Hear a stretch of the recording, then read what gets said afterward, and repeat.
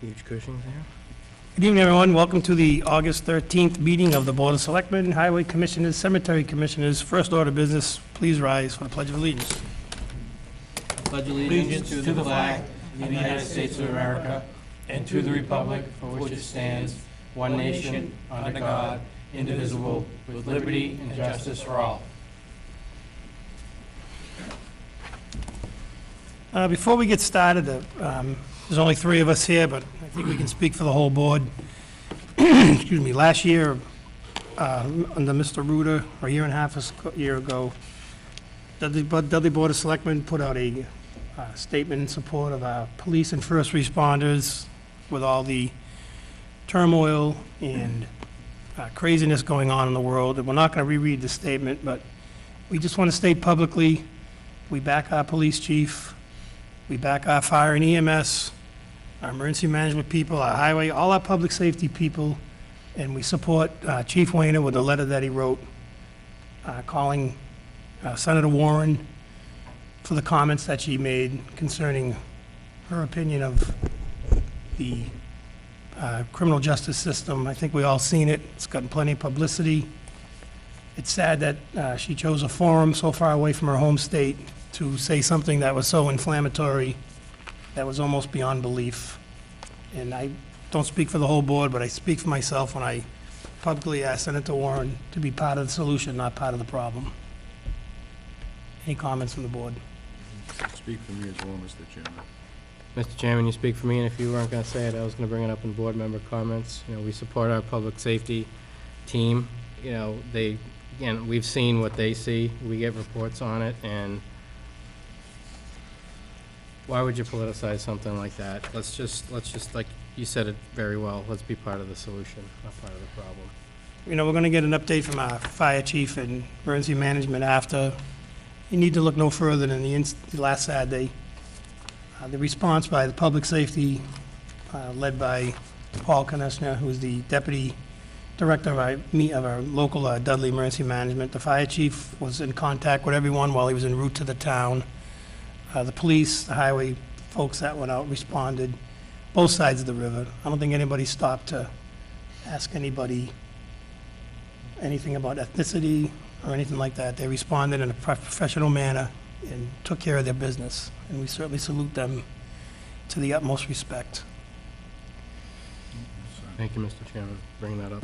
First up on the agenda, minutes from July 26, 2018. What's the board's pleasure? Motion to approve, Mr. Chairman.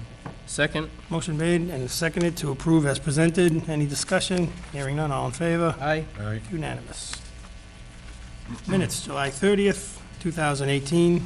Mr. Chairman, I move that we accept the minutes of July 30th, 2018 as written. Second. Motion made and seconded. Any further comments? Hearing none, all in favor, state aye. Aye. Aye. Unanimous. Appointments, Dennis Collette, Finance Appropriation Advisory Committee, term to expire 6/30/2021. Mr. Belkonis.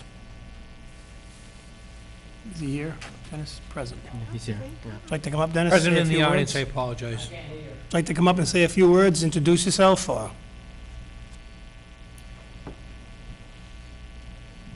My name is Dennis Collette. I lived in the town since I've been 10 years old. I've been doing accounting for 52 years, and I thought it was time I helped the town. Well, we certainly appreciate your experience and stepping forward to volunteer. Anybody have any questions, Mr. Collette? No, I thank him for coming And forward. speaking of the first responders, today my mother-in-law's house burnt down in Dudley, and the first responders were there to help us. So Well, we you appreciate can that. thank them. Thank you, sir. Okay. Chair will entertain a motion. Mr. Chairman, I move that we appoint Dennis Collette to the FAA with a term to expire 6/30/2021. Second. Motion made and seconded. Any further discussion? Hearing none. All in favor? Aye. State aye. Unanimous. Thank you, Dennis. Thank you, Dennis. Glad to have you here. Next up, Maggie Lavassa, Capital Improvement Committee, term to expire 6/30/2021. Nice to see you in better circumstances. Yes, sir, agreed. I don't know about the sir part, but nice to see you. Maggie Lavasser. I saw the call for volunteers and thought it would be something different to give a try and try my hand in a little local government here and help out. Well, again, we certainly appreciate people stepping forward. These are pretty important committees, and I served on it for a time being. When they start getting into things, it really moves along. And any questions for Ms. Lavassa? Just where did you see the call to volunteer? Because I want to know that it's working. Out on the board, Out on the board. out front, splendid. yeah. Oh, that $40,000 sign paying off now already. Thank you for answering the call. Bringing people in like Was that part of the droves. capital improvements projects? Did that have to It go was. through capital? We're fortunate to survive the storm. Yeah, yes, unfortunately survived the storm. Any further questions? Hearing none. Motion to appoint. Mr. sorry. Chairman, I move that we appoint Maggie Lavasser to the Capital Improvement Committee with a term to expire June 30th, 2021. Second. Motion made and seconded. Any further questions? Hearing none. All in favor, state aye. Aye. Unanimous. Thank you. Thank you. Maggie. Good to have you. Marilyn Kramos, Cultural Council, term to expire June 30th, 2021. I don't think so. That's okay. Not here. So moved. Motion by Mr. Second. Massey, seconded by Mr. Ruda. Any further discussion? Hearing none. All in favor, state aye. Aye. Unanimous. Thank Thank you, you, Marilyn. Marilyn. Next up, Mr. Cushing, Hugh Cushing, Zoning Board of Appeals alternate, term to expire 6/30/2019. I'll make a motion to appoint Mr. Cushing to serve as an alternate with a term to expire 6/30/2019. I will strongly second that. Motion made and seconded. Mr. Cushing is present. Would you like to come up, or you're all set? Well, certainly need no introduction, Mr. No. Cushing. Motion made and seconded. Any further discussion? Hearing none. All in favor, state aye. Aye. Aye. Unanimous. Next up, we have a Thank you, list, Hugh. we have a list of election worker appointments. Should we dispense with reading the record, or should we read into the record? You can move them as posted in the warrant if posted on the agenda. You don't need to read all the names. With the board's consent, we'll just post the group. You want to read them? Mr. Chairman, I'll move to appoint the reappoint the election workers as indicated on our agenda, our published agenda tonight, August 13th, 2018, with a term to expire of 8/15/2019. Second. Motion made and seconded, and folks at home or present even, there's copies of the agenda if you want to read it, or I'm sure this is still posted on the website. It is. The names will be out there.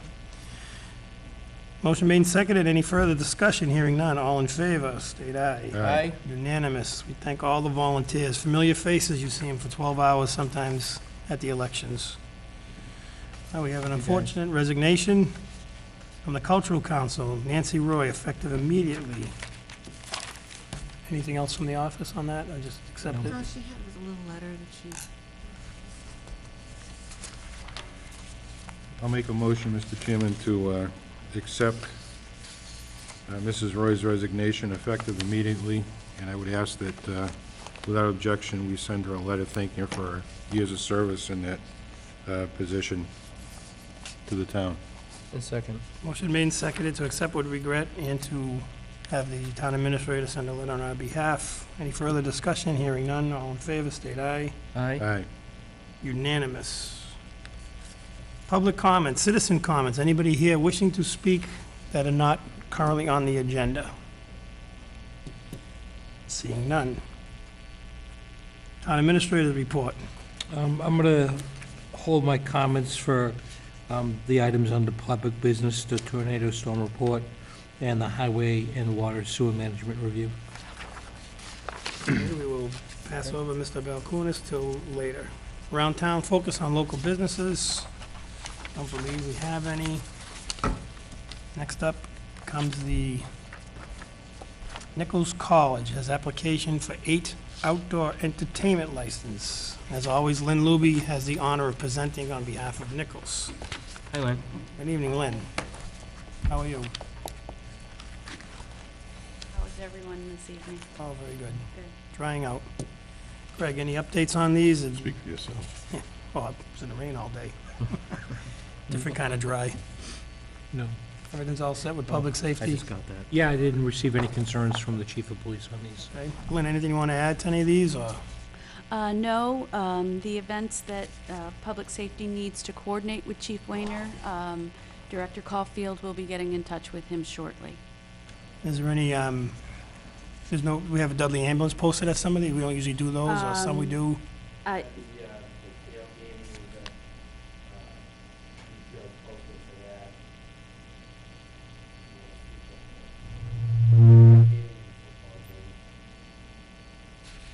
the September 29 events, Okay. 28 and 29 events.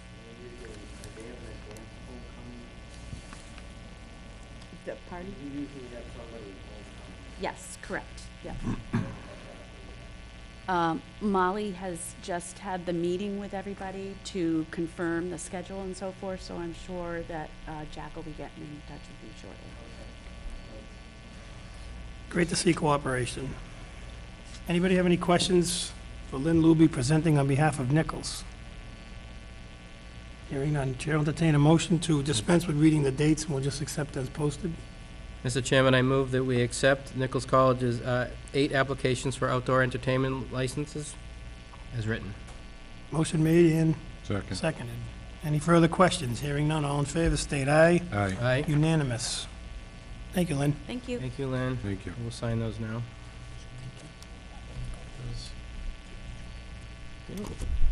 Public hearing poll petition, National Grid to install one joint-owned pole on Donna Lane beginning at a point approximately 102 feet west of the center line at intersection of Manzoni Drive. National Grid to install pole 0-50 approximately 60 feet west from existing pole 1, approximately 102 feet from the closest intersection of Manzoni Drive. This work will be installed at 7 Manzoni Drive. I declare the public hearing open at 7:43. Mr. Town Administrator, was this posted properly by the applicant and It was. notices were sent out? So it's a public hearing, and I don't know if anyone is here, but you've read the notice, and it does require a hearing of the board's approval. Okay. Good evening. Good evening. Can you My please- name is Kimberly Tavalai-Mola from National Grid. I'm here about the poll petition to install a pole on Donna Lane. The address is 7 Manzoni Road Drive, and they're upgrading the service. Right now, they're fed from Manzoni Drive, and it goes over their house. It's going to be brought up to standards. They're going to have an underground service, and a new pole needs to be placed so that there's no trespasses on anybody else's property. Danny, have you had a chance to look at this, or have they? So when they go to put it up, there's no See a diagram. I didn't either. town involvement? I didn't see one. Oh, there it Oh, is. here it is. Okay, I was looking at this. No, my bad, Oh, okay. my bad. Does anybody have any questions for the applicant? Mr. Massey? Have all the, we had a couple of these lately. I want to make sure that, like any other, I know it's private, but the other residents in the area, they all were notified. I know we said that, but nobody has reached out. Yes, someone did reach out, They did? asking if they need to be here, Okay. but it was from 7 Manzoni Drive. Oh. And they were aware of it. Okay, so they're all, okay, that's my thing. I just want to make sure everybody's had a chance to, yeah, awesome. So this is just upgrade service to that one address? Correct. It's nothing to do with any other development that may go on in that area at some point? Nothing else. Okay, any questions or comments from the public? Hearing none, no further comments from the board. Is that Jake? Close the public hearing at 7:45. What's the board's pleasure? I mean, at 6:45, sorry, 6:45. Mr. Chairman, I move that we grant National Grid permission to install one JO pole on Donna Lane, beginning at a point approximately 102 feet west of the center line at the intersection of Manzoni Drive. Second. Motion made and seconded. Any further discussion? Hearing none, all in favor? Aye. Unanimous. Thank you very much. You sign that stuff right now. Next up on the public, oh, no, I'm sorry, public hearing continuation from 7:30, 2018, Garcia Lewis Auto Sales. Greg, want to give us an update? Okay, so the board asked me to speak with town council relative to the definition of principal business. And the bottom line is you have two questions, whether the gentleman that's here before you is suitable to engage in that business. And then the second question that really came up was if someone owns a business elsewhere in town, does that prohibit them from running a used car lot in a different location? And one of it's not in the memo you received from council, but I spoke to him on the phone, and council believes that it's to be the principal business on that specific premises. So if you look at it, and the person wishes to run a business at a particular location selling automobiles, then that has to be the principal business at that location. So that would address any questions in terms of whether he can do it or not do it. Any questions for the applicant? So the primary business. At meaning- that location. So, Mr. Chairman? Yep, Mr. So Moss. Shinoda, would this be your primary business? I know you have the tailor also there as well. Yes, it's it has before the same thing, like the tailor and the business, the auto soil, whatever. So I have it before, like it's not. Oh, like, yeah, I know. And the otherwise too, like it's the area. I have the big place there, so and the alteration is not that much busy. Like it's not that much business. Okay. So that won't impact, Yes. won't impact the sales, the car sales. Yes. Right. Mr. Brewer. Greg, what's the bellwether for what a primary business is or not? This one's already, the tailor shop is already there, it's already been established. How are we saying then that's now I think secondary? you weigh what the applicant's position is on that. I've already had a conversation with the gentleman. You know, I felt a more strict interpretation was principal business period regardless of location. Council has a little bit more of a moderate view of it and saying it has to be the principal business at that location. The main purpose of that is to make sure the person who's licensed is there on premises and is available. And you can't have an absentee owner who has a car business, a used car business on premises, and that's what the law is trying to prevent, is for someone having a license and kind of doing it occasionally. So, sir, isn't your primary business Dudley House of Pizza? It is. Yes. Is that where you work? It is work, yes, Yeah. but I'm not gonna put the car front of the Dudley House of Pizza. No, I'm gonna put it front of the 238 West Main Street, Dudley. So it's not front of the Dudley House. It's a The different. question is, who's going to be on premises to manage the car operation? Right. And I get the business front of my house, not front of Dudley House. Like it's like it's So the way the different. law is written, sir, it's your primary business, it has to, the used cars would have to be your primary business. You'd have to go there, every day you'd have to be there At that at location. that location for this to be accepted. Uh-huh. So Or more time there than the other place. Right. So what are the hours gonna be of the car dealership? Is it like all day? it's like it's Noon? whatever, any time. Like it's like from 8 in the morning till 5 night time. That's it. John? And you've had this location has had this before, right? It is, yes. It is. I have the Dudley alteration, and I They have had the same the same thing setup. before. That's the like, precedent Different owner though, would be considered primary business. with him in No. the same license. right, no, what Greg told us, what KP said was primary business at that location, At that location. which would be 238 Main, not, What you're saying his primary business is Dudley Oh, House it of had- Pizza. right. Different, but a different That's location. different. A different Yeah, that location. was my interpretation. Council says that my interpretation is probably too strict, and there's no case law. But the more moderate position that they suggest is primary business at that location. So that basically means the car gotta be more than the tailor shop. Yeah.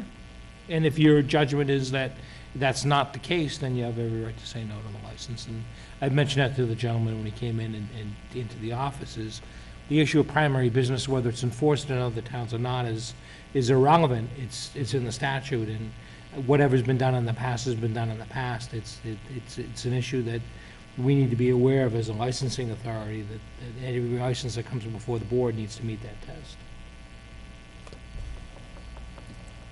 Do you have any employees, sir, to run the used car business? My wife, she's gonna be in the alteration. She do the alteration. She gonna take care of the both together. Does she own the business, What the used car business? No, she's not owner of the business, but she gonna take care of both of them, like as a worker. It's not that much, like we don't sell that much cars that way. That's why. So I try to make it more than more, but I just get it. I wanna make sure like it's gonna work or not. So Greg, this would be an annual license expiring at the end of the year, right? It would. So if we approved it, we'd have a 6-month window to make sure it complies with Yep, that's not a bad idea. any issue, and anything that would have to be addressed, we could address it at the renewal, Absolutely. to be comfortable with that. Well, not really, but I don't think it meets the criteria.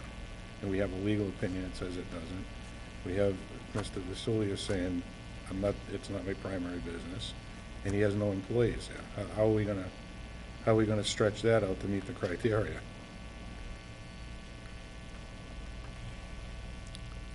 Unless I'm reading that wrong. Yeah, I was gonna say, it's, I think the question is you can't run a side business selling cars. You know, you can't have a licensed premises where there's no one there and you got cars, because the law for years and years, I'm not saying this gentleman did it, but the law was abused. People had car lots, there was no one there, junk cars collected, so the state passed the law and said that it has to be the principal business at that location. Simple as that. And if you can't be there, and you're engaging in another business, I question whether the person can meet the requirements under the law.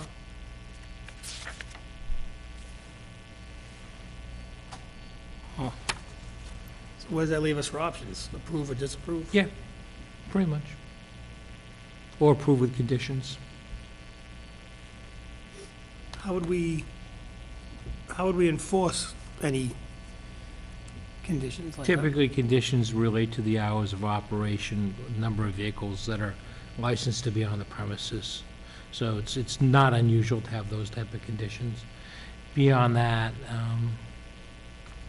I don't see other conditions that might apply. I mean, he's already restricted for 5 cars, right? Right.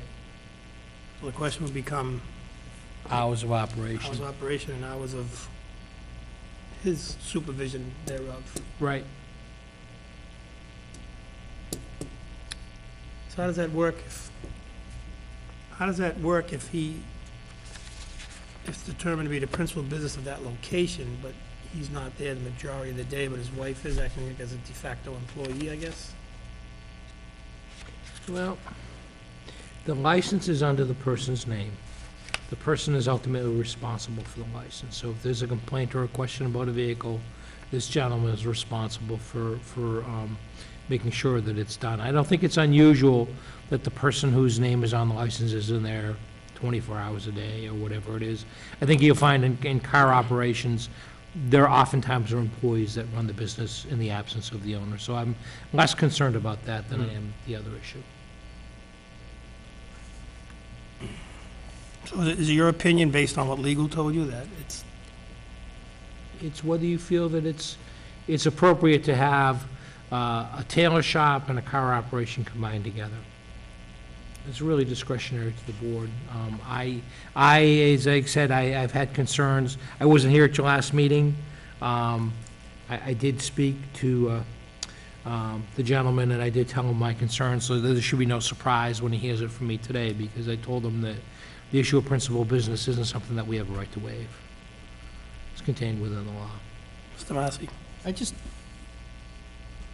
It's been this way at that location before. I get what everybody's saying. I just want to make sure we've covered the fact that whoever owned it before probably had a primary business outside of the tailor and the car dealership, right? And we granted it in that case. So I want to talk about that. But was there another business that was on that premises when it was selling cars in the past?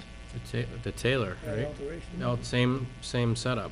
That's what I'm like. All right. We're said yes under one set, Right. and then so I'm just trying to be consistent while still doing the right thing. Did the person who lived there previously, Mr. Chairman, also own Dudley House of Pizza? Unknown. No. Is it primary business? It's primary business, yes. No, but previous to you, who was there before? Before, there was Ceterius, like, his name is Ceterius Tizmiski, something like this. He's the owner before, but right now I have like partner with me in the Dudley House of Pizza, not like by myself. So anytime when I gonna get any customer, whatever, just close, like it's couple of minutes walking between my house till the Dudley House of Pizza. Right. So whoever owned 238 Main Street That's my house. You've always lived there? Yes, Since when? yes. When did you move in? Like as 3 years ago. Okay. So, And the same thing I do from like 3 years ago, the same thing, like it's, So somebody else sold cars while he lived there? so who sold cars there before? it's Robert Melky. Robert Melky. And what was his primary business? Do we know? Yes, he's the primary business before. No, but he did something else other than that, is what I'm trying to equate it to what you're doing today. He's not here right now. Whatever Okay. it is, like, whatever he You see what I'm trying to get at, right? Yes. So, wants. I know. what's this his is- Dudley House of Pizza?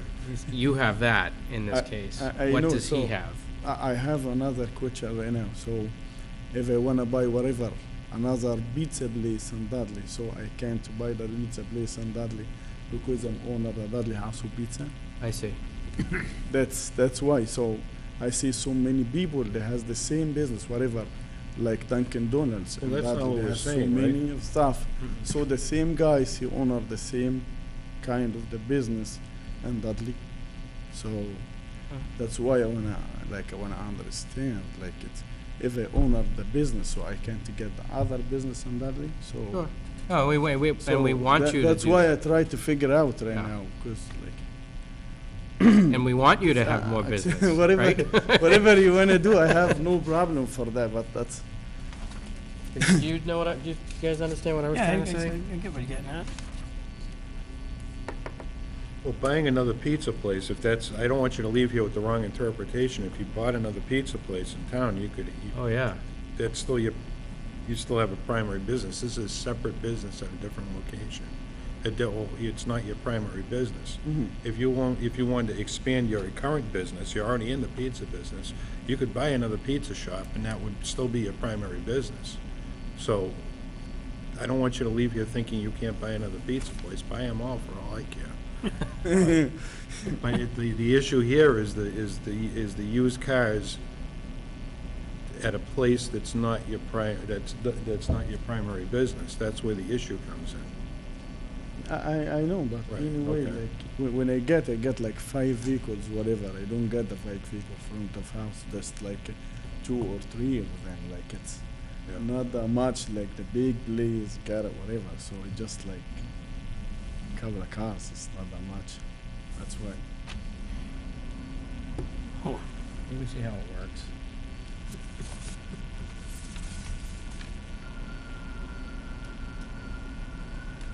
I wish I knew what whoever had that license there before did. I'm sure that wasn't his primary business. Maybe just in this town it was. Could have been. Fair. Right, he's in Worcester. Worcester, right? Town. That's, people start up second and third businesses for other reasons, right? Just to. Yeah. So what's the benefit to Dudley if we say yes to this, Greg, Mr. Chairman?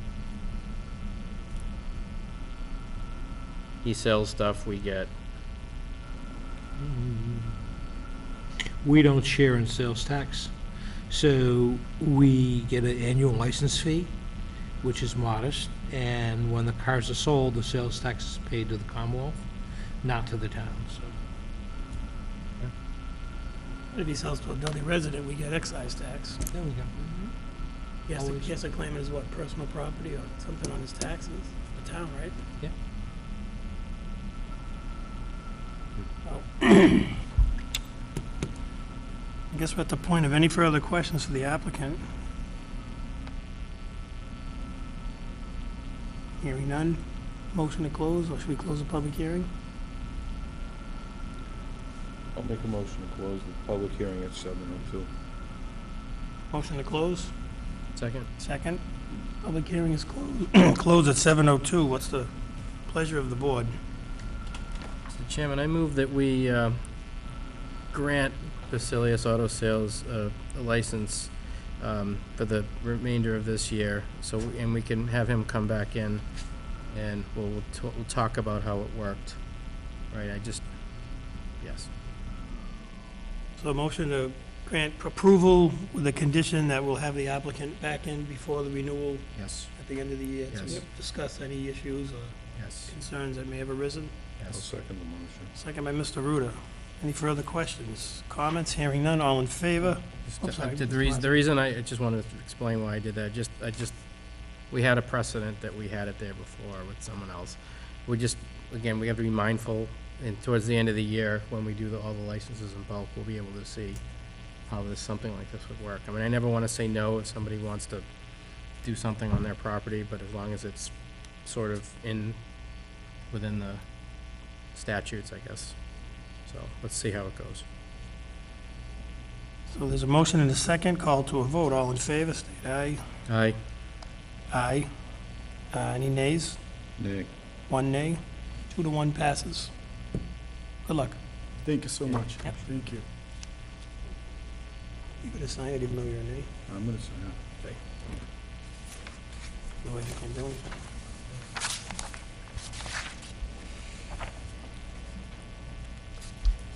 Next up on the agenda, which I lost. Draft bylaw remedy of public nuisance. Mr. Administrator, or is that going to somebody else? Storm report? We're gonna skip over draft bylaw? No. Oh, I'm sorry, tornado report, I'm sorry. No. Sorry, on the public business, tornado storm report. Emergency Management Director and Fire and EMS. Did you receive a copy of this? I know I sent it to a couple of the selectmen. I didn't send it to the whole board. I sent it to Selectman Ruda because he was there as a MEMA representative, and I sent it to the chair, but I think you all got a copy and put in your file for tonight. Yep. So, as you know, we had the tornado on August 4th, 2018, and I know the administrator wants to speak on it, so I'll just go through it real quick. The after-action report, on a quick note, I'd like to thank Captain Paul Konechny. I think he did a great job running the scene prior to me arriving. A lot of stuff going on. I think he did a really nice job along with my crews and the Webster crews. So, the first page just goes over the event, what happened. I'm not going to read it. It just gives a breakdown of what happened at what times and what resulted from the damage. The second page breaks down all the areas, public communications. The strengths were that we had multiple ways to communicate. We got things out on Twitter. We got things out on Facebook. We were able to communicate with portables, with cell phones as a backup. The gaps listed is there was no pre-incident information, but I was told by MEMA that a pre-warning did go out. Was that correct, Jonathan? So, yeah, a wireless emergency alert went out just about a minute before people said they started hearing the sound of a train coming. So people we talked to were actually heading down into their basements when they got the alert, and they heard the train coming based on the emergency alert that they received on their phone. So it was just a just-in-time alert that went out from the National Weather Service. Okay, thanks. So moving on, PIO, and we found this to be one of our weakest areas. We probably should have set up some type of command post with a unified command, had a PIO officer of some type. We were a little short in that area. I mean, and there was no secondary PIO appointed. And under the gap section, there wasn't a real clear line of how we disseminated information to the media. There was some false information put out there after we triple-checked afterwards. I think some of this should have been reported back to emergency management, and emergency management should have been able to disseminate the information. That didn't happen, so that was a gap.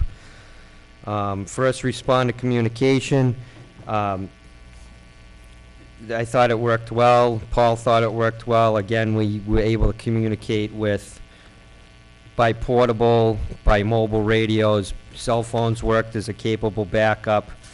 The gap was that early on in the event, and there's no way to overcome this, I don't think, really. It was just what happened in a short amount of time was the regional dispatch got overwhelmed. So it was kind of hard to get information out at an early point. They did a good job. I'm not saying they didn't do a good job. It's just something we need to look at in the future. As part of this AAR, that was one of the gaps we noticed. If you go on to the next page, the information sharing capability. The strength was Dudley officials had openly communicated information and situation updates as well. They were able to with each discipline. And again, the gap, we should have had an EOC or a unified command at some point, which I think we kind of did afterwards, but maybe we should have got it going a little sooner. And this is all stuff you learn by doing more of these events. And again, a tornado is a little bit of a different animal because it's only on the ground for a minute, so it's a real brief thing. It wasn't like in 2011 when we had the October snowstorm and it was a multi-day event and we had a lot of time to set things up and get things going. And then it just goes over staffing. I'm not going to read through it. I mean, it's pretty straightforward. And it goes over incident accountability. And then the next page goes over incident operations from every single department's point of view. We met with the health agent, we met with the building department, the highway was out there, police was out there controlling traffic, fire department was doing damage assessment, we were going door to door, we knocked on every door in that neighborhood down there to make sure everybody was okay. And as I said, Paul was running the emergency management side of things. Other agencies involved, MEMA was there. They requested Sawyer groups to clear the debris. DCR provided Sawyer groups with bobcats and a high-lift bucket truck. And we called out Team Rubicon for the post-incident. I think they still might be coming out. I don't know if they've reached us yet, but that's kind of a thing where, you know, I think Webster was affected a little bit worse than we were, Right. but I think they're going to help clear some debris in that neighborhood. I'll have to get back to you on that. And then the last page just shows all the damaged buildings and their addresses, and then there's just a small summary conclusion at the end. Chief, it's a good report. Was this done just as you, as our local emergency management director? Was this in conjunction with? No, we did this alone, and actually I had Paul do most of it. I proofread it and went through it afterwards, but he was running the scene, so I thought it was appropriate that he did it. Because as I'm reading section 1, analysis of capabilities, it just seems like I think you kind of hit on it, I don't want to speak for you, we need to clearly define the lines of communication and how we get information out there to prevent false information from going out. And I know we have a communications policy we put in, so I think with the board's pleasure, I'd like to have Greg sit down with police and fire, A, to make sure we're all on the same page with the communication policy we put out, and B, to make sure going forward, each department understands what should be going out from each discipline, as opposed to, Yeah, fair enough, Mr. Chairman. and maybe report back. One real quick thing, I have spoke to Greg, and we were gonna get together at some point in the next couple weeks with all the department heads that were involved and go over this after-action report and kind of have a debriefing. And also, one other gap I will note, and I spoke with Danny about it, I think it would have been up to emergency management to notify the highway department a little sooner so they could have got out and started cutting trees, and I already apologized to Danny for that, but that would be something in the future that we should probably get them on the road right away as well. As soon as the storm's passed and it's safe for them to go out and start cutting, because we could have got a local element out there quicker. Well, it's funny you mention that, because I actually contacted Danny, because I was up on School Street, and I got the cell phone alert, and then one of my customers came out and said, you might want to step inside, and I had about maybe 6 minutes warning. So I went back to the station, and I actually contacted Danny, and Danny, even his part of town, it was like a rainstorm event. There was his people weren't even notified yet. So I think the chief's right. We need to, I think it kind of dovetails to the debrief, but I really want Greg to kind of sit down with the principal departments and make sure we're following lines of communication and the right department is putting out the right information. I mean, it falls under emergency management. I think Dean, unless Greg's in town, whoever's the public information officer should be the one sending it out. We shouldn't be getting. Yeah, I think, I mean, you hit the nail on the head. The communications policy says that in this situation, there's an emergency notification section in the policy that takes over. Emergency management's in charge of that. I'm the public information officer, although no one knows I'm the public information officer, because I'm just a guy walking around in a shirt. Everyone else has their neon vests on except for me, so. Get your windbreaker. Well, that's probably what we'll end up doing, You got because I Dudley actually meme? think it's. CIO. I actually think it's a good idea. The We need to get your But, vest back. Vest. But I thought that just to affirm what Dean has said, is the incident response was excellent. The post-incident communications could have been better, again, we need to kind of deal within the scope of our departments, and any and all responses should have been made by emergency management or through me as it related to it. I was here, I was on premises within an hour.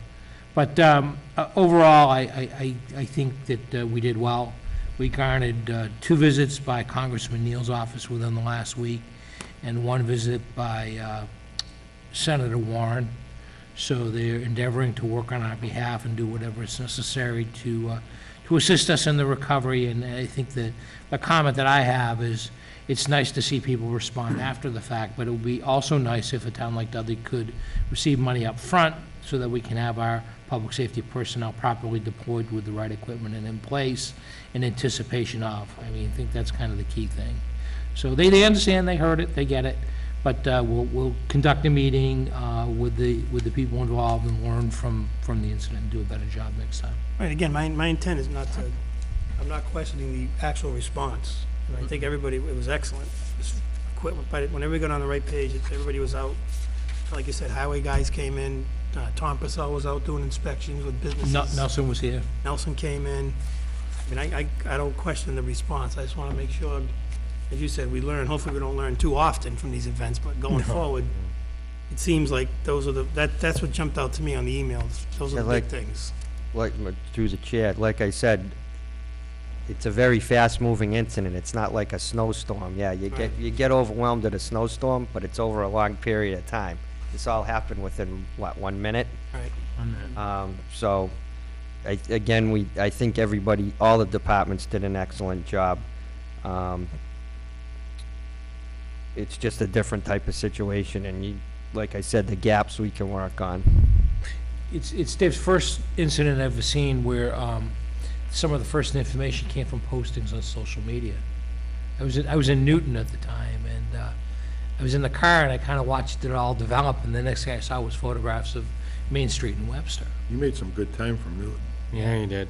I did. Yeah, you did. Yeah, my daughter was in Foxborough, and she was calling my phone because it was already on Instagram. People had, I think the tornado was going over Friendlies, and she I was think already you're right. calling me from Foxborough. I swear, that's how fast it was. Right. I think Paul had received a phone call in the middle of the incident from one of the news media that said that we've detected a tornado on Mason Road. Can you look out the window and confirm that it's there? It actually went right over Mason Road. The funnel cloud went right over the fire station, but it didn't touch down till it got down there. So they were, that's the piece that came up from Woodstock. Right. The other thing, we triple checked. My guys went to door. They knocked on every door in that neighborhood. And I triple checked. I even called again later in the afternoon after I went home, and I called again the next day, and I asked Paul. There was no Dudley residents that were permanently displaced. But there may have been a couple that might have gone and stayed with relatives or friends while their power was out, but 99.9% sure that no Dudley residents were displaced, and that information went out that there was some, and it's just 99.9% sure no Dudley residents were displaced. Right. And again, like I said, I'm not questioning the way I got the message. I just think, as Chief just stated, as the incident unfolded, information was pouring in. We need to follow our policy, keep it centralized. If it falls under emergency management, clearly his domain or his subordinate, And I spoke to the chief several times. I know he was en route. Greg contacted me. Paul called me a couple of times. I know he'd spoken to you because he told me he had, so I knew you were around, and I was working afterwards. I just want to make sure, like you say, going forward, we debrief it and straighten out any issues. Well said. Like So right this now, is just a situation, Mr. Chairman, where we have to start developing and learning our roles. Not so much on an operational phase where the chief pretty much knows his role. It's operational, it's recovery. But there's also a role for Greg to play, for us to play. Right. And for us to, help him on the other end of it, to corral some of the, an incident of that nature where there's a lot of recovery, where people are out of their homes, where it's cross-jurisdictional, there's a lot of opportunity to get the wrong message out there if somebody's not corralling that information. So my immediate thought is when we have an emergency management director who's in the middle of an operation or his deputy, we definitely, we need to start thinking about public information. We need to start thinking about who's going to corral that information in the absence of the EMD. I think that clearly there's a role for Greg or the chairman or someone on the political side of it to play, the more administrative side, so that it's one message to everybody. Right. No different interpretation. One agreed upon message goes out to everybody, and there's no need for clarification. Right, I agree. Mr. Massey? Right, Jonathan, well said. I mean, just the emergency management team, they're busy dealing with whatever event they're working on, so to get like the call, can you look outside, I think was kind of, Well, so the if other they thing were- I will say, Webster handled it very well. Yep. They had one person speaking, the fire chief, who's also the emergency management director. Yep. And he was pretty much the only one that spoke through the whole Right, incident. so, but if time allows, then if you're there, it should be you. If you're like busy directing the team, maybe we work through. But that Greg. being said, too, I will agree with Mr. Reuter and a couple other people. At some point, and again, it's a very unique situation because it happened so fast, but if we set up a unified command with all the department heads or acting department heads in one area, a lot of this information could have been funneled into that one point. I mean, that's basic ICS, so. And like I said, 9 times out of 10, we never have an issue, but how often do we have a tornado? Right. Well, that's the whole point of the report that you made to us, and this is the point of the conversation we're having now, is to look for ways to improve after the action. But I don't want to take away from all the good points, because I think it went more good than bad. We had a absolutely. few gaps, but I think it went really well overall. Yeah, you guys, sorry, go ahead, Mr. Chairman. I was gonna say, those are just the things that jumped out to me. I mean, other than that, I wasn't on the ground with you guys, but I just think it could have been handled any better the way the information came to me anyway.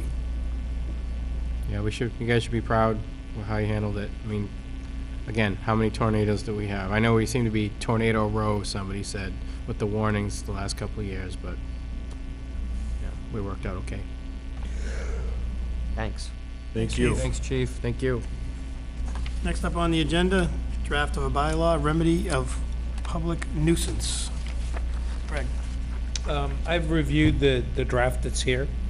I don't have any changes or suggestions. I think it's well-written, and it establishes the authority in the board to declare a property or a structure a nuisance.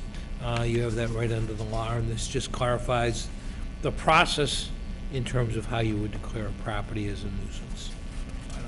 I don't have any issues or I don't have any changes with what's here. Who originally brought this forward? Was it you? I did. Thought so.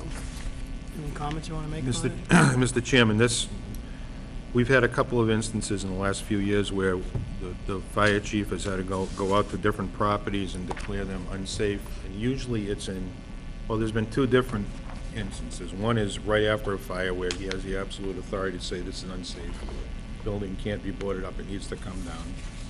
And we've also had a situation where we had an unsafe property, a town-owned, it was town-owned, right? The Dye House? Where Yeah. he went out and it had become so unstable and unsafe that it had to come down. This just clarifies Article 89 of amendments to the Mass Constitution. It gives us specific powers to do that. This just describes a process that we would now turn into a bylaw, essentially. Yeah. Doesn't make a new law, it just gives everybody a process. Essentially, it lets Yep. the town administrator act as the conduit for it. He decides if is it a fire chief thing, is it a highway thing, is it a building inspector thing? He sends the appropriate person out to talk to the person, the owner, see if we can come to an arrangement to remedy it. They come back, they offer the administrator an opinion. It gives him several opportunities to try to negotiate or broker something before it has to become a board issue, and before it has to become an order, and a lien on property and everything else. So this just essentially spells out a process for us to follow going forward. So if it's something you support, we would forward it to council, give council an opportunity to look at it, make sure that it's, all the legal wording is here, and then it could go before town meeting in October. You need a motion for us to do that, Greg? Absolutely. Well, I move that we approve to send the town administrator to send the Town of Dudley draft bylaw for remedy of public nuisance to town council for review. Motion made Second. and a second. Any further discussion? Anything from department heads? Any questions about that? The only discussion before the department heads is if you wouldn't, as a second, can I offer a amendment to your motion? Please. If this, after the town administrator sends it to town council, if there are no changes, or if there are minor changes, that he does not bring it back to the board, he sends it forward to the warrant for the Springtown meeting. Oh, absolutely. Yeah, I don't wanna, yeah, let's not have another meeting to talk about it again. No, Absolutely. if it's substantive, he would just notify us. If not, he could just give us a brief, they changed wording in paragraph 3 and 4. Right. It's okay, right, Greg? Yeah. So that's okay with me. Unless it's a substantive change, if you deem it minor, just let us know there's some minor revisions, Yep. and we'll just make sure it's on the warrant. Any further discussion? Hearing none, all in favor, state aye. Aye. Unanimous. Thank you. Thank you. Next up on the agenda, Chauvin Excavating, permission to tie into the drain manhole on Jesse Road to service 27 Jesse Road table from 8/30/2018. Mr. Chauvin and Mr. Guyon, could you please come up? So, if memory serves me correctly, we were waiting you were gonna get the engineer's report, right? That told you elevation and depth and everything, and we were gonna... I had just got that tonight, Mr. Chairman, before the meeting. And I know the decision is ultimately the board's, and I can live with that. And my comments are in no way reflective of Mr. Chauvin or his company or anybody else. But I am not in favor of any private line tying into a town's drainage system. That drainage system over there obviously runs down Jesse Road to a swampy area. And I've seen in the past where that road has been flooded by 6-8 inches of water because that swamp gets backed up. To be fair, I haven't seen that in a while, but it has happened. And my thought is if that drainage system can drain out, everything backs up, and it could be an issue. And secondly, I don't know if Greg has any additional information, but I don't even know if the state stormwater management rules and regulations would even allow for a private line to be tied into a town drainage system. I checked the area out today. As wet as that area is up there for the homeowners, the road usually stays relatively dry. I did talk to a couple homeowners who have cellars. A lot of the houses up there have just a concrete slab that they're built on. But the two houses that, residents I talked to that live up there that have cellars, have a dry well on their property, and there's some pumps into the dry well, and it seems to work out for them. Greg? Yes, sir. The second point Danny brought up, about stormwater. Yeah, typically, it's the responsibility of a private property owner to manage stormwater from their property. It's not something the town gets involved in. However, we don't have a bylaw that prohibits it, so it would be discretionary to the board in my judgment. But we have no knowledge of any state statute that it may... No, I don't. But again, I support Mr. Guyon's position. It's not something typically the town has to do. Mr. Ruda? I have nothing to add to Oh, I it. thought you were saying something, I'm sorry. Mr. Massey? Yeah, I mean, I had asked to see, like, elevations and how long, and, what was the difference, and see how this would work, but tying into, that, yeah, this is a precedent setter, so I want to be real careful with this. Well, to be honest, I had some questions and concerns, but I'm gonna defer to our professionals. If the town administrator and the highway superintendent are not in favor of it, who am I to tell them? So, anybody have any questions for Mr. Chauvian or Mr. Guyon? Hearing none, the chair will entertain a motion concerning the request in front of us. Mr. Chairman, based on the recommendation of the highway superintendent and town administrator, I will make a motion to deny permission to tie into the drain manhole on Jesse Road to service 2007 Jesse Road. We have a motion on the floor. Second. Motion and a second. Any further comments or questions? I have the board issue us a letter indicating, what your decision was, so I can hand that to our customer. Absolutely. Greg, you get that? Yes. Mr. Mr. Martin? Chairman, I think, looking at this, water flows downhill, I think, and from an engineering standpoint, it would work, but setting a precedent, I think everybody and their mother would wanna do this, so I think that's why we should stick with the professionals here. Agreed. I know this is the city of Worcester, but any new construction in the city of Worcester, they're mandated to tie into the town drainage for eavesdrops and any under drains that go for the houses. So, but it's up to Danny.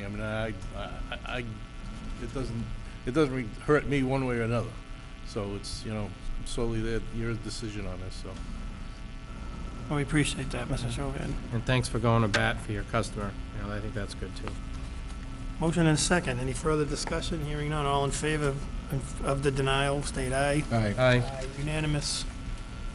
Greg, maybe going forward, sit down with Danny or whomever, and maybe we can draft some kind of regulation, writing to either prohibit it or come up with a mechanism, potentially approve something, but it'd have to fall under a guideline that we put into place. You all okay with that? Sounds good to me. Sounds good. Next up, 11D, consideration of highway water sewer management review. Mr. Balcoonis.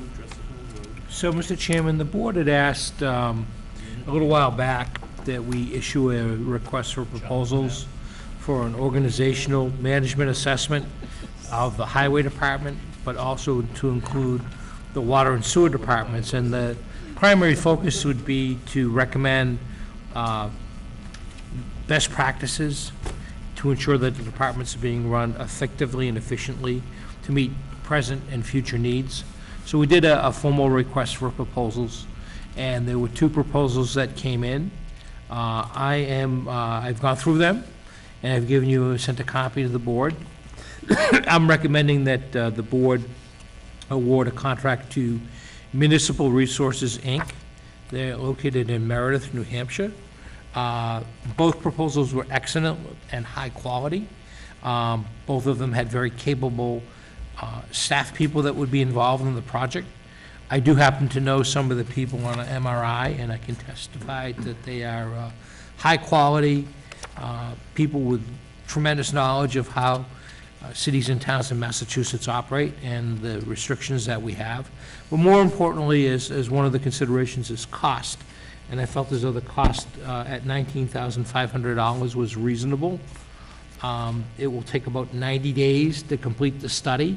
And I think I had previously reported to the board, it seems to make some sense that we move forward sooner than later on the project. So my recommendation is that we award the contract to MRI, and we request that they engage immediately. One of the other suggestions that I did see in reading through the proposals that I thought was a good one was that we put together a project team. So our project team would consist of myself, a member of the Selectmen, a member of the Water and Sewer Commissioners, that we, and any other people that you feel that are appropriate that can kind of guide the consultant. I think it's difficult to have one person like me do that. I may not necessarily see all of the issues, problems, and opportunities that other people may see. So I think it would be a good idea to include a group, and the group kind of be responsible for guiding the consultant and providing recommendations back to them. So that's my thoughts. Any questions to the town administrator?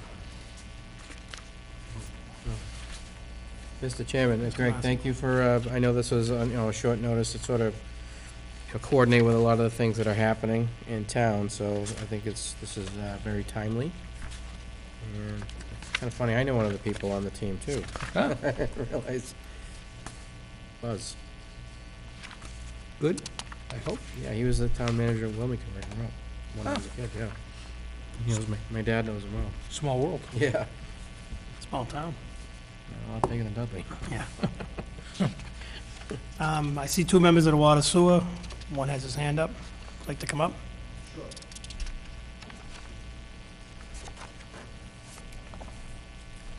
Mr. Patrick, how are you? Good evening. Hi, guys. Scott? Hi. I'm here not as a member of the board, but as a private citizen. Scott Patrick, 2 Tobin Drive, Dudley. I have a couple of questions. Where's the money coming for this study? That's the first one. And with that, when it flows through the budget, how is it going to impact the water and sewer? Is it going to be one of our overhead costs that we get today? And the third point I wanted to make, and I've had this discussion with you, Mr. Sullivan, before, is that over the years I've been a water sewer commissioner, mostly a sewer commissioner, for the last 25 years? 20-something years. And this comes up every 4 or 5 years. Let's do a DPW study. In fact, I think you still have a board that is a DPW board or something, still intact. I believe Mr. Fournier is part of that board. As a very. So it comes up, it's like Groundhog Day, and then if you watch the water sewer meeting, you heard me say that. I go, what are we doing? This comes up every 4 or 5 years, and every time it comes back, it has gone basically nowhere. My biggest concern, though, and what I want to point out is I am not a customer of water and sewer. I'm on the general fund, if you will. I haven't had water or sewer in 16 years.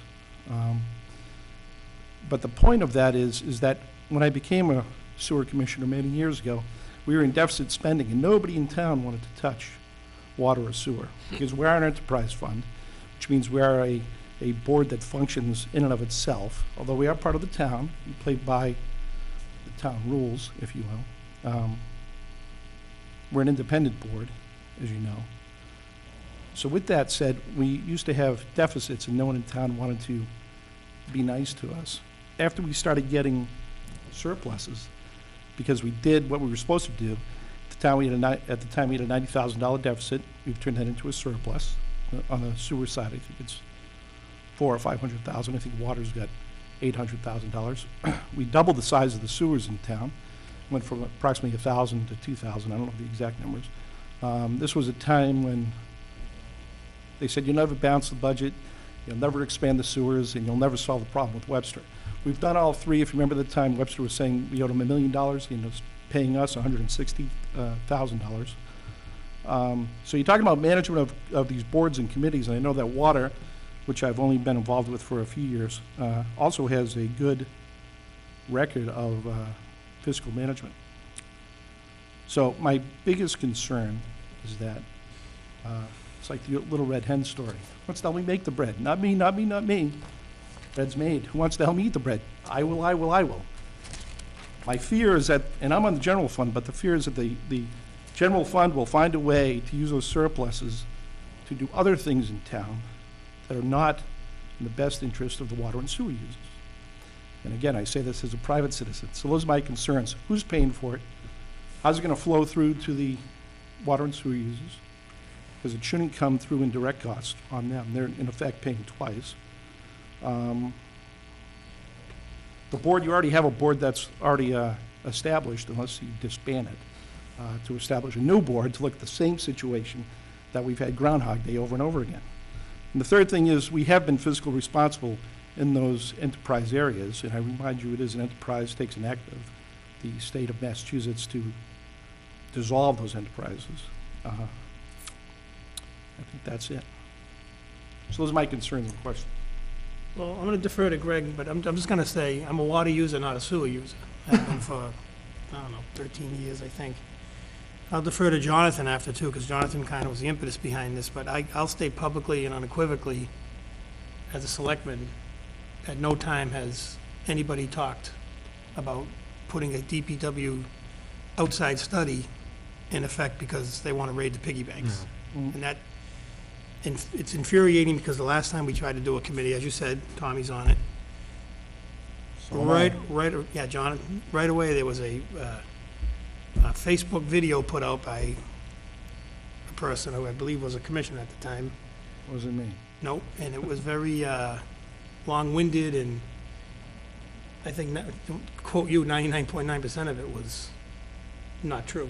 And I talked to you on the phone, as you said, we talked, and I was supposed to call you back, and I didn't, I apologize. That's fine. Like I said, I'll let Jonathan speak for himself in a minute, but I don't think anybody's intent is to do it to play three-card Monte with your money, for the want of a better description. And let me make one thing clear. The town of Dudley, I have to admit, over the years has not been as politically motivated as other towns that we all see things happening and some of the things that go on. And it's not to accuse anybody of anything, but it's been more of a, for lack of a better word, more of a team atmosphere. We may argue, but everything's been in the best interest of the people in Dudley. However, I took my oath to defend the water and sewer department, and with that said, I can be a passionate individual, and I will adamantly defend the fact that the rate should in no way increase, A, as a result of the study, or B, should the people lose in any way the funds that they've contributed to help stabilize those enterprise systems, if that makes sense. Right. Because if a water, if a water tower goes down, that's millions of dollars, okay? If a sewer pump goes, that's hundreds of thousands of dollars. So those funds, they say, oh, there's free cash sitting there, whatever the term is, surpluses. That's right, there is, but it's so, in an emergency, we're not coming before people going, oh my God, call New York, get a bond. You know what those guys will do, it's all supply and demand. Here's my most expensive product for you. It's so the money's available, basically, if there is an emergency, you can handle it. And to help future expansions, improvements, et cetera, so that, it's efficient and effective over that time frame. So. But, like I said, I'm going to defer in a second. I don't think anybody ever said on this board, or publicly, privately, not to me, it's not a question of the management or the day-to-day or the operations. It's just, like I said, I'll let Jonathan speak for himself, but it's like an independent set of eyes with expertise, which I would hope would alleviate some of your concerns, some of my concerns. There's no, if someone comes back to me and says, well, I don't think it's in the best interest, I'm not going to try to ram it. You know what I mean? Tom, I'm going to let Greg respond first. Those are Scott's questions. So I just wanted to respond to the issue of money. Who pays? The selectmen, we pay. So we're not asking the water and sewer commissioners to pony up any money or ante up any money for the study. We realize your budget is set for this fiscal year. We intend to pay for the study with municipal funds. However, the real motivation behind this is the fact that we have two senior level employees, in Mr. Guyon and Mr. Meehan, who are both leaving. And so this is really is a unique timing, a unique opportunity to take a look at it again. If it wasn't for that, I don't know if we would be here or not, but certainly the fact that those two individuals are leaving, before we kind of establish a permanent track, it makes sense to have someone come in and take a look at the operations. So none of those costs are going to be transferred to the indirect costs that are levied against the water and sewer department? That's right.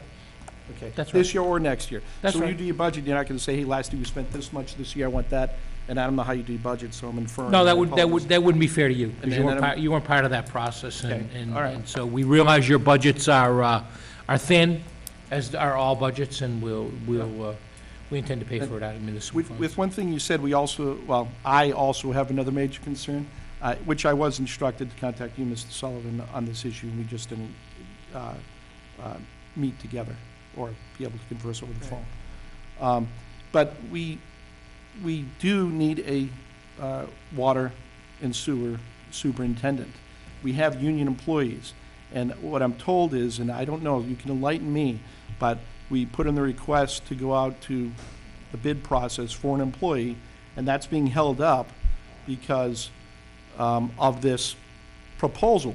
The problem is that we have union employees out there with no boss, and I've never been in a union, but basically nobody can tell anybody what to do or guide people or direct people officially. And if somebody wanted to play hardball and complain, we'd have different issues. So I urge you, okay, and we want to be part of Dudley, we want to be part of the team, we want to follow the protocol. But we are an enterprise, and we have to hire somebody now. We have to get in that process now. We do not have time to wait, okay? And it's not a question of this proposal going out, it might happen, might not happen, and we get to the spring and it's 8 months later. If something happens tomorrow, or on September 1st or 2nd, and we don't have an operational authority there, Houston, we have a problem, okay? I think we need to be cognizant of that. So we need to go out in the hiring process now, today, tomorrow. It has to be put out to bid. We have to start interviewing folks and get somebody in place for September 1st so we don't have an issue, okay? I can't say that adamantly enough, and I know I get passionate. I'm not trying to go over the top, but we have a different issue here. Beyond all this other stuff that might happen, might not happen, there's an immediate operational issue. You need a leader. You know, you need you can't go into battle if you don't have a leader, and that's the problem. And and again, I know you understand this better than I, but there are union implications, et cetera. There's all kinds of implications with this that we do not want to end up penny wise, pound foolish, ended up in a quagmire, if you will, whatever you want to call it, because we want to wait until whatever might happen. We might get town funding, and it may come to fruition that we go in one direction and not the other, and we're 6 months down the road before anything happens, and that's just not going to work operationally. But don't you have a person that fills the role, and I'm probably going to say the wrong title, as the assistant plant operator or assistant superintendent? There's somebody that has that position that gets paid for that. Tom Fournier, I'm one of the commissioners. George from the water department is filling in as superintendent, but he is also a union employee. So by right in the union, he cannot boss another union employee around. And we have that issue with Put the it police. bluntly. The sergeant's in the union, and when the chief's out of town, one sergeant's in charge. So someone has to be in charge. I think that's a different, and I don't understand it all completely, but I think that's a different structure. I think it's because we have a really good group of guys, and they're playing nice. I don't know how else to put it. They're playing as a team. But you know what happens sometimes if somebody decides, I don't like the situation, we have to be proactive and not reactive to that event. But several years ago, your superintendent was out with a back surgery. He was out of work for months, and you guys ran pretty smooth.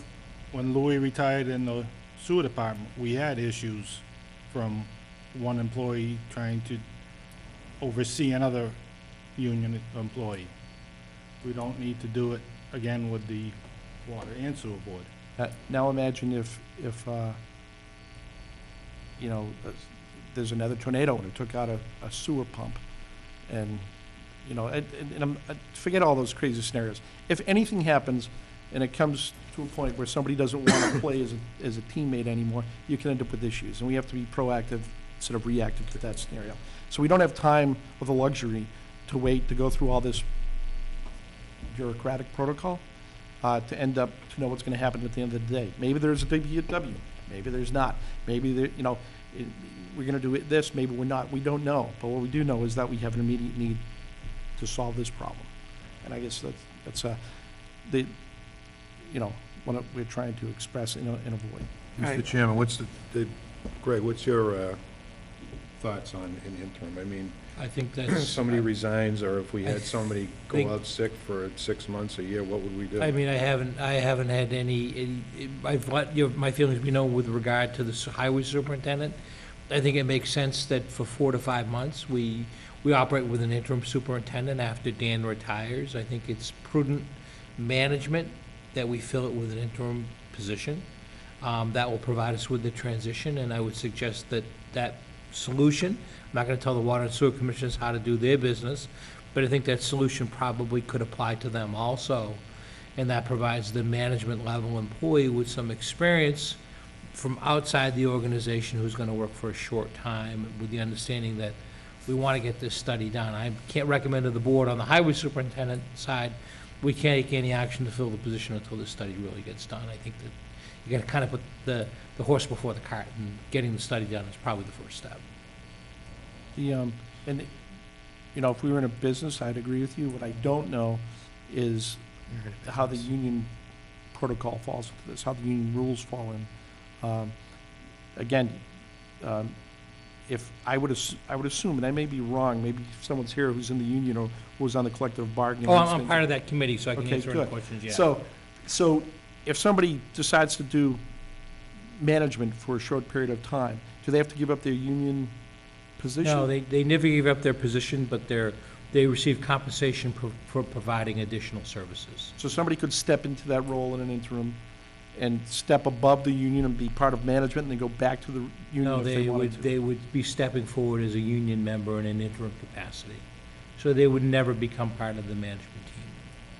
We did that with the fire chief when I don't know, I can't speak to How that. Dave Knesny But- stepped up. And that person, he or she, can direct other people day to day? I'm not gonna get into that in a meeting. I'd be happy to have a private discussion with you, but see, there's a union member in the back of the room, and I'm not gonna engage in that discussion. Well, that's our question, though, is how do we, sorry, I didn't mean to. I'm happy to have that discussion with you privately. I'm not gonna engage in a discussion of interpretation of a union contract in public session. I can't do that. Annie? Mr. Chairman, we had maybe a similar situation years ago, when I was named superintendent. The foreman was in the union, and he was brought up on probation as a foreman, which was not in the union. And it was, the union, I believe, looked at it as he was just being, like, just this little suspension from being in the union until he passed his probation period. If he wasn't gonna work out as a foreman, he was gonna go back into the union. That's how it worked at the highway department back then. But he was temporarily in management position as a foreman. Have anything you want to add, Jonathan? Because you were kind of the... Well, I agree with Mr. Pekarchik about the going back and forth with the committee for years with no result, but the last time we had the committee meeting, Mr. Fournier was there, we decided to put this back, the whole idea back on the shelf because we couldn't come to a decision between one side or other. We just kept talking past each other, and the decision was that we have an independent look at this, and until we can get that done, there would be no decision. So this is, yeah, you know, I didn't think there'd be so much resistance to an independent look at this idea. I mean, this is, we're pulling the trigger on what we all agreed to do. The one thing that we agreed to was we'll have an independent review, so here it is. Tom? I was on that committee, and as far as I know, it is still open. We just never, and you guys were running it, never scheduling the next meeting. So that's why it fell by the wayside. It's not because... So my understanding was Sorry. because of the last meeting, we didn't schedule another meeting because the decision at that last meeting was until we can get an independent review, there would be no more meetings. That's as far as we could take it. So We didn't schedule it. that's what we're doing. I'm sorry, the board set the committee up and gave you guys Right. lead, but we didn't schedule meetings for you guys. You guys scheduled your own meetings. Yeah, we did. Me and So Jonathan, Tom, there's a handful of us who Right. did. You were the selectmen. Yeah, me and Jonathan. yeah. You were the selectmen of that Yep. committee to schedule the meetings. Right, so, Well, as a review board member, not a selectman. Correct. We didn't, we were just yeah, we don't set up meetings for subcommittees. So now as a general fund user, as Scott Pekarchik of Two Tobin Drive only, or... Well, that's what you were when you 100%. identified yourself, but you quickly went off. And that's what I am, but you... But I gave you some lead. Sometimes it's, and I don't mean to do that, I'm trying to... No, I know, it's hard. But as a general fund user, my question would be, do we have a scheduled priority of how we're going to spend town funds? And was this a schedule? Like, you know, when we did our budget, this was up there saying our capital expenditures or whatever it's in there for. It wasn't an expense. We're going, hey, we plan to do these things this year. We should have a game plan, right, over the next 3 to 5 years. These are things we're going to do, like in the sewer commission, we're going to go out, we're going to do a survey, we're going to improve these pumps, we're going to do I&I studies, whatever it might be, and when we spend money, we go down by priority. So was this on the priority? And if it was, where was it on the priority list? And, you know what I'm saying? Yeah, I'm gonna, So this must have been high up if we're saying, oh, we're going to spend money. well, no, I think if you look at the way since I've been on this board, but between this and capital improvement, that's obviously for big ticket items. And I think, at Jonathan's point, I didn't even know, it was the first I heard of it, if that committee had met and said, the only thing we can agree on is to get outside eyes, I don't think it was such like a high priority that it'd be like the number one thing we were looking at. But as Greg said at the beginning, things are just dovetailing a little bit with the three positions gonna be vacant at the same time. You know, if we had done it differently, just say, for example, the committee they were on, all three of them, said, yeah, I think that's right, we should go to DPW. We'd have we'd have two superintendents that could be Yeah. at-will employees on the outside looking in. Now we have vacancies coming, and I think it just makes sense to have professional set of eyes. Yeah, and I guess my question is, you have a budget, and the capital expenditure was the theory behind the question, and that you have a budget, and you had a line item that had $19.5 thousand in it. So in that line item, you must have had support to, within this bucket of money, I want to do X, Y, and Z. So my question is, there was X, Y, Z, P, D, Q, where did this fall in that bucket? And what's not being done, was it being shuffled? Was it a top priority for that bucket?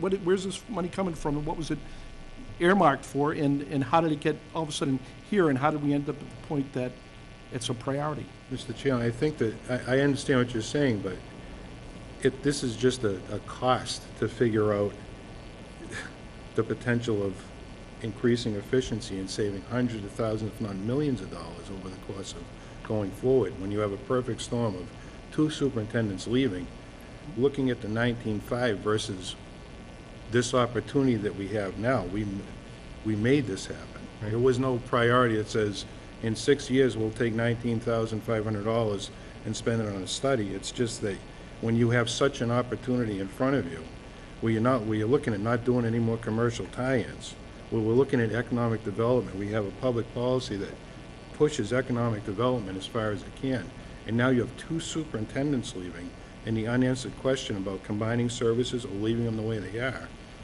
19.5 is not something that we looked at. 19.5 was what we needed to do to make this happen at the right time in the most efficient manner, and this, I can't think of a better opportunity. But I would also caution saying, getting into things saying it's going to save hundreds of thousands of millions, because A, you don't know. But I will tell you this, and this I can speak from experience in the sewer. When we did phase 1, 2, and 3 and doubled the capacity of our current sewer system, the way we did that, you have to go out to every, Tom actually ran it, but we went out to every street and said to the abutters, who wants sewers? And you have to get 2/3 of the abutters to agree. And those are the folks who got phase 1, 2, and 3 sewer expansion. Unfortunately, the pigs of Cardinal Height didn't vote for it, so it was never included. We would love to have had them in there. But beyond Cardinal Height, there's really no economical place unless we get a lot of federal money to go with the sewers, because you're in a cluster in town. You go out up Mason Road and you pick up those houses, but the other highly populated areas would be like maybe Tobin Farms, which they didn't force them to put the sewers in the ground, even though it was part of the rules at the time. Still blows my mind. Or you can go into the second half of Cardinal Heights, but beyond that, you have to go to like West Dudley or down the end of Pierpont and stuff like that, which we've looked at. And so I'm just giving you the history. It's not economically feasible from that perspective, because it would cost you millions to get there for a very little return. So again, you're talking to the sewer users saying, hey, here's what you have to invest to get a return. You're going to bring down your average fixed cost, which is going to save money. So we looked at all those perspectives. And the town, since 1997, 98, 99, 2000, hasn't grown all that much. I think there were 4,000 plots of land back then. How many plots of land now? Taxable plots of land. And like 2,000 are in water, on our sewer, I'm sorry. But I don't think we've expanded that much. Tobin Farms went in, the other development down in Perryville went in. So what do you got, another 30 houses there? You may have some out near West Dudley, down the end of Ramshorn, go down. Ramshorn wasn't economically feasible. So again, when we start saying the only way you're gonna save money is by expanding and decrease your average fixed cost per user. Right. And there's not a lot more expansion. And you can't expand. And here's where I debate what you're saying. We will save hundreds of thousands, because we're not going to be in a position, we'll at least know, where we're turning away companies like IPG and they're going to Marlboro. Right there. Because we're telling people who want to expand that we aren't doing any more commercial tie-ins. So what, the sewer? So, no, I'm talking commercial water tie-ins. If we're telling people that, All right, yeah, okay. if we're telling people that, then we will be saving a lot of And money. how long ago Because was that? Because since I've been on the water sewer combination board, I don't recall that coming up. And I know that whenever somebody has to tie into the sewers, if it was down the Webster-Oxford lines around the French River, if there was an opportunity, we would have all been for it, but we would have said, you're gonna pay for the line to go down there because the sewer users can't pay for 2 miles of line to get to your plant, you know? Those were the those are some of the issues that, right. when I've been on the board. What I've found is that companies are gonna leave to go to places that already have the water rather than to have to pay for But it. who's gonna foot if a company wants to tie into the sewers and they wanna pay for that line to go down, I don't know of anybody that would ever say no, okay? If they don't wanna pay for that line and it would be a burden on the sewer users, that is the only time that I've ever been told no. Pierpont, I'll give you an example. Pierpont, the housing developer down the end there, the Charlton line, I don't know the name of it. They wanted to put sewers in, and they came up with a great idea to put these force main lines, 2-inch lines, all the way down Pierpont Road, up Charlton Road, and everything else. It was gonna be not very costly to them. There's a big problem, though. In the summertime, those lines become stagnant, and it stinks to high heaven, for lack of a better word. And when we presented it to the Massachusetts DEP, they said, what are you, out of your mind? It's gonna stink to high heaven, the same thing we were saying. So, and everyone was like, oh my God, you gave up $1 million, they were gonna do this. No, we didn't. We actually prevented a big problem, because your big problem would have been your cookout on July 4th, and you wouldn't have been enjoying it too much, all because 20 homes would have gotten it. Somebody would have made a lot of money, okay? Maybe a couple other people down the end of Pierpont would have been able to tie in. But that whole line where there's no houses or homes, and there's a 2-inch line going down and it sits stagnant, creates huge problems. So I think a lot of the information that gets out there, like you were saying now with the tornado, there's disinformation going out and all wrong information. I know there was a lot of information then saying, I can't believe the sewer department turned down $1 million and blah, blah, blah, like we're out of our mind. No, we weren't. We were perfectly logical in our decision-making of why it was unacceptable. So I can only tell you that when industry has come before us, we've denied it, which I don't remember ever denying it. I remember having discussions. But it has to be feasible for the sewer users and the water users to be able to do it. It sounds like a great idea, but if it's gonna cost me $1.50 to get $1 back, it just doesn't work as a consumer. I'm gonna say two things real quick. The first is you guys now have a quorum at the table, and if somebody else starts talking about sewer water business, unless you guys have this posted as a meeting, you guys are pushing the envelope. History is here and the press is here. Mhm. So I just caution, because this board has been in the past. But, and I don't remember the exact numbers, and I'm not here to debate. I was at that public hearing the DEP hosted about Pierpont Estates, and I can't remember the lady's name who hosted it. She was very knowledgeable. The developer sent his engineer, and the DEP lady, if memory serves me correctly, agreed that they should put a sewer line running it down Pierpont. There was something, it wasn't about 2-inch lane, it wasn't about sewer smell, it was about size of pumping stations and locations. The lady, I forget the build-out number, I want to say the build-out number was something like $34 million this guy was going to get on, Put in a proper line. no, for houses. No, he was going to generate about 30, when he puts in all those, I forget, that may be, I forget the numbers, I'm probably way off. $1 million?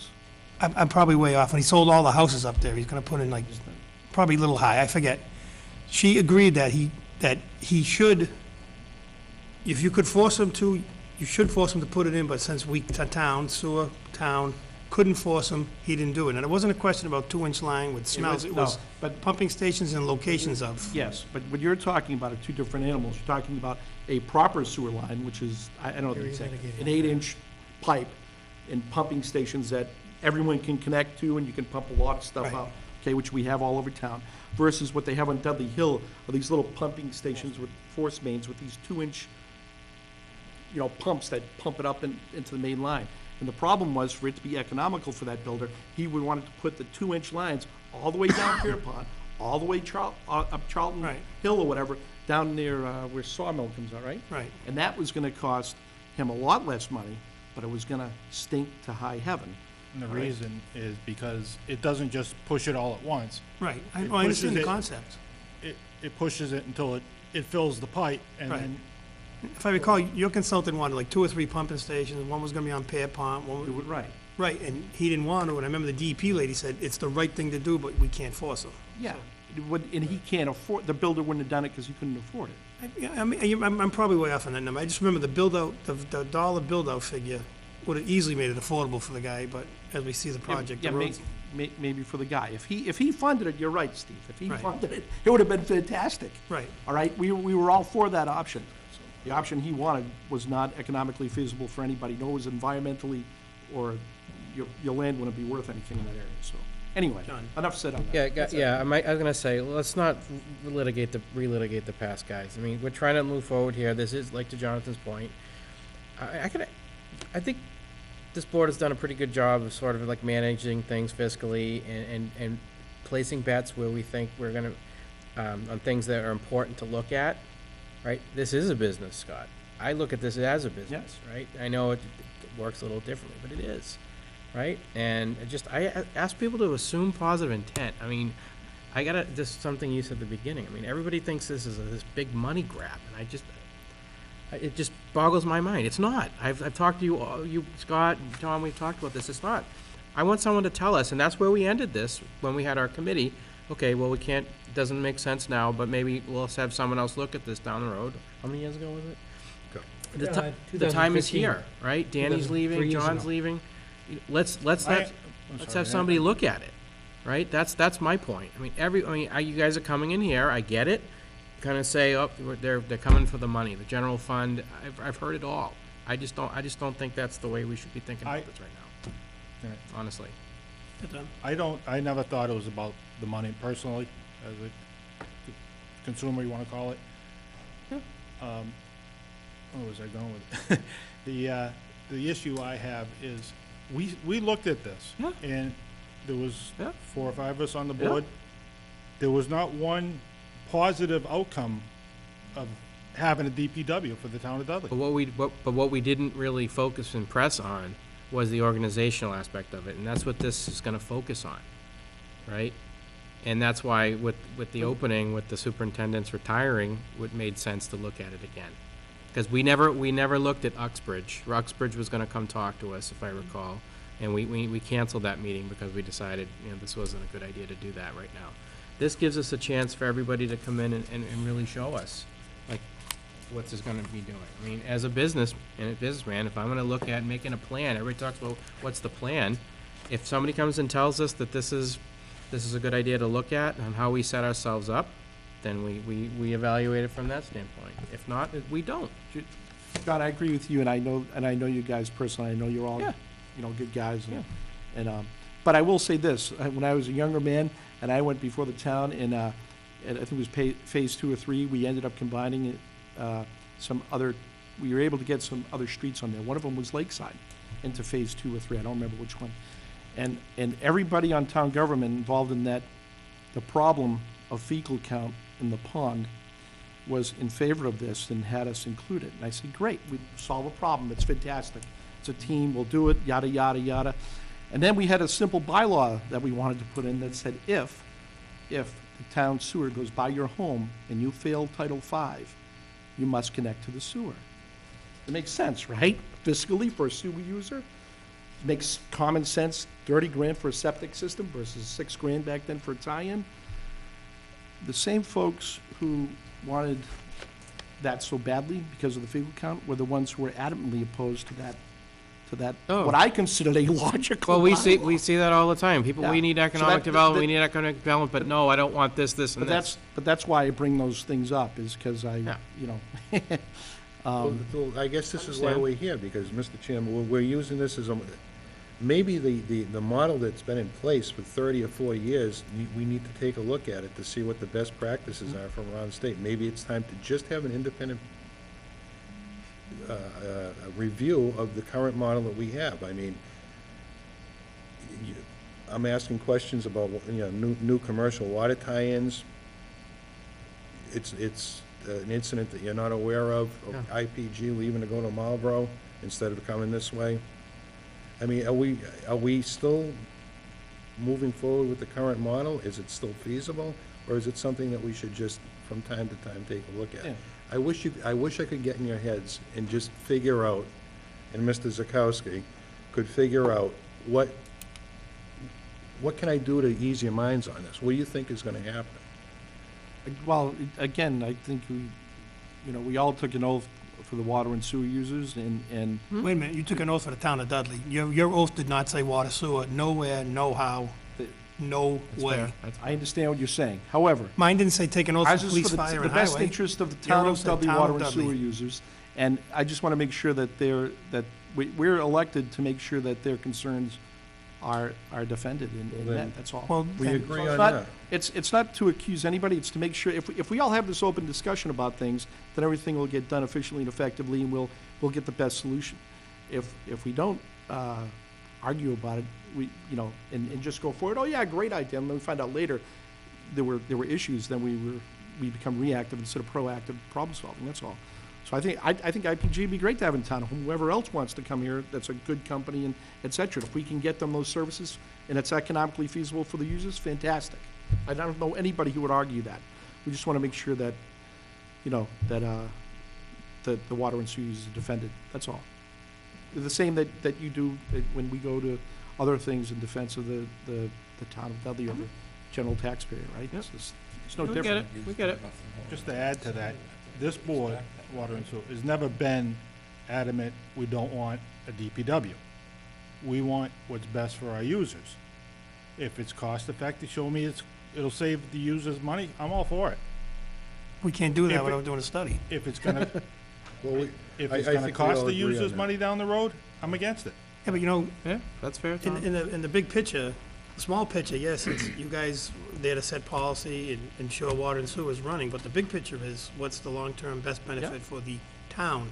I take an oath to uphold the bylaws, the town, the regulations, so help me God, I forget I didn't stand up there and say, I didn't take a vote to protect Danny and Chief Kochanowski and Chief Wayner, and I don't care what water sewer does. 100%, Steve, but as you can imagine, being a subset of the town government, if you will, we have to ensure that in no way, that we have to go to people and say, listen, you're not being double taxed.